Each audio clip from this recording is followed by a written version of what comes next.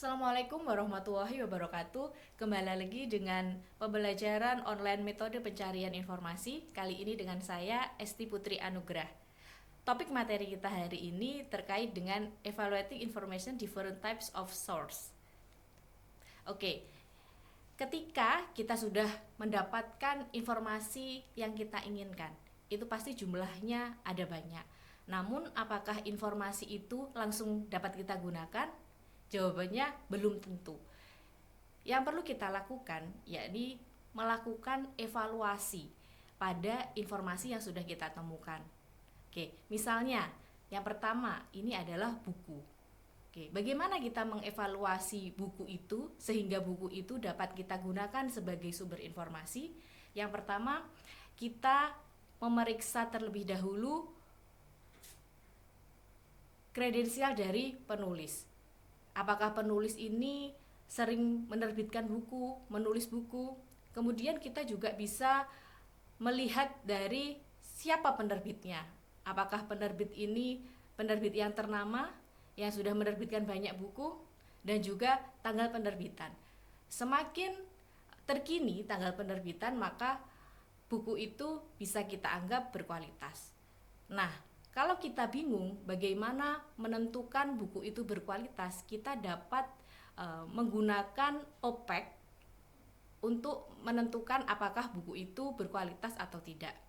Oke, karena di sini perpustakaan sudah melakukan seleksi ketika melayankan suatu buku. Oke.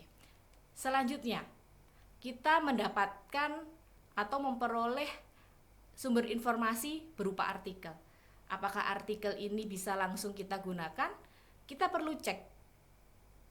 Yang pertama, bagaimana mengecek artikel itu? Kita bisa melihat dari jurnal yang menerbitkannya. Apakah jurnal itu merupakan peer review jurnal? Sehingga ketika artikel itu diterbitkan sudah dicek terlebih dahulu? Ataukah jurnal itu merupakan jurnal yang predatory? Sehingga bebas dalam menerbitkan jurnal. Oke. Kemudian kita juga bisa melihat dari autornya. Apakah autor itu juga terbiasa dalam menulis artikel? Kita juga bisa membandingkan antara jurnal akademis dan juga media berita. Oke. Selanjutnya, informasi yang kita peroleh dalam website. Kita menjumpai banyak website ya di dalam internet.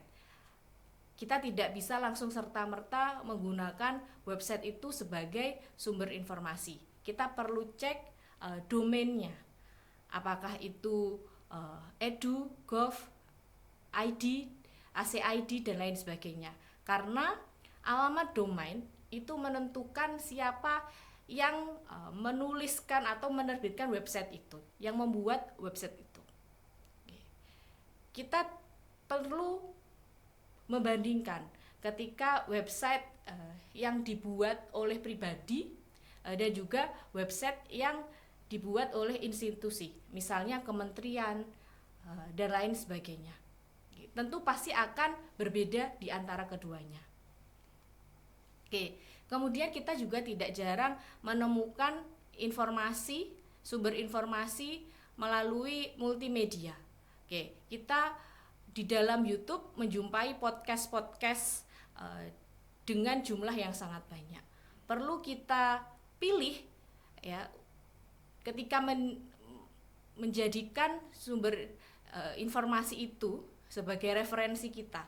Apakah yang membuat podcast itu adalah orang yang bereputasi, yang biasa membuat, kemudian konten-konten yang ditampilkan apakah itu tidak ada bias dan lain sebagainya. Oke, jadi dari buku, kemudian artikel jurnal, ada website dan juga multimedia. Tidak serta-merta kita dapat menggunakan sumber informasi itu sebagai referensi kita. Terlebih lagi, itu digunakan sebagai sumber informasi penulisan artikel ilmiah atau tugas-tugas kita. Jadi kita perlu untuk mengevaluasinya. Baik, sekian dari saya. Kita berjumpa lagi di materi selanjutnya. Wassalamualaikum warahmatullahi wabarakatuh.